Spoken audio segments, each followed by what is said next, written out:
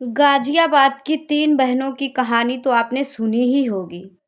उसके पिता चेतन चेतन की भी कहानी कहीं न कहीं सामने खुल के आ ही रही है कि चेतन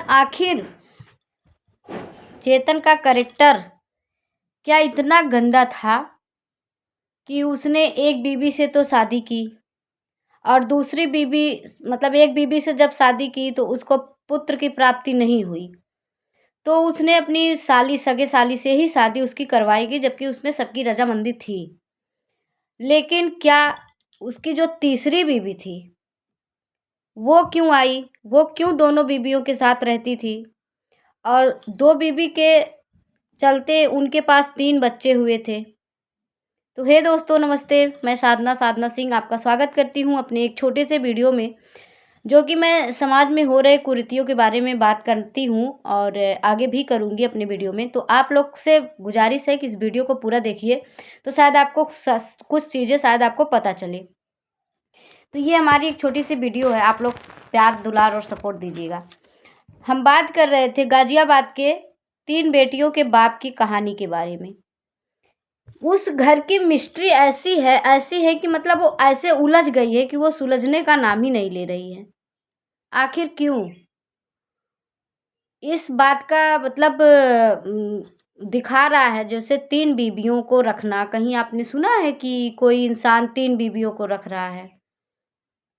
जो इंसान गाजियाबाद के इतने महँगे सोसाइटी में रहता होगा और इतने अच्छे फ्लैट में रहता होगा, क्या वो इंसान अपनी बेटियों को पढ़ाने में सक्षम नहीं था?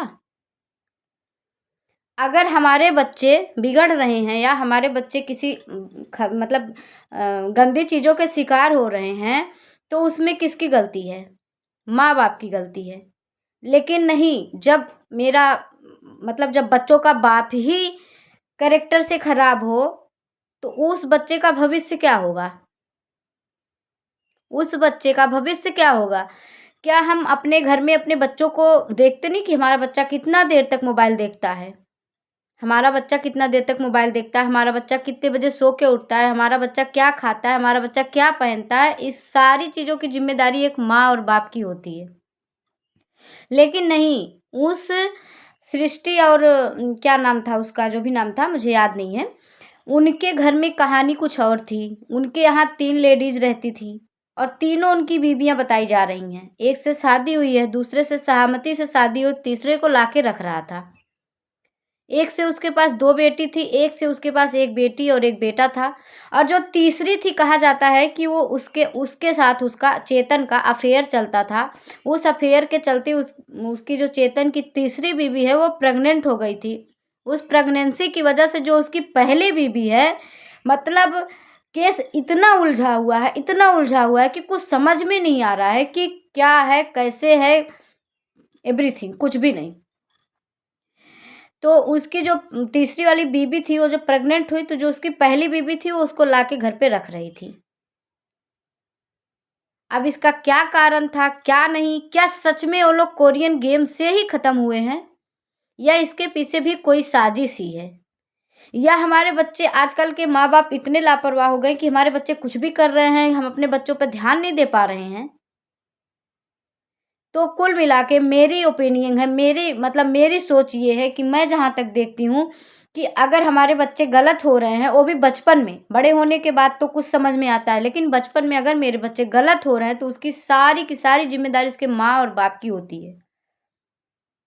ऐसा कौन-सा बाप है दुनिया में जो अपने 16-16 साल की, 14-14 साल की बेटियों को घर पे रखेगा और उनको मोबाइल देके एक कमरे में छोड़ देगा? वो कौन-सा ऐसा परिवार था? वो कौन-सी ऐसी मिस्ट्री है जो उलझने के बजाय सुलझने की नाम ही नहीं ले रही है? तो आप लोग भी अगर इसके बारे में अपना-अपना राय विचार रखना चाहते हैं, तो प्लीज़ मेरे कमेंट में एक छोटा-सा कमेंट ज़रूर कर दीजिएगा और मेरी वीडियो अच्छी लगे तो आप लोग लाइक, शेयर, सब्सक्राइब ज़रूर करिएगा। मिलती हूँ एक अगले वीडियो में फिर इसी टॉपिक पे, अगली सोच और अगली विचार को लेकर। तब तक के लिए बाय-बाय।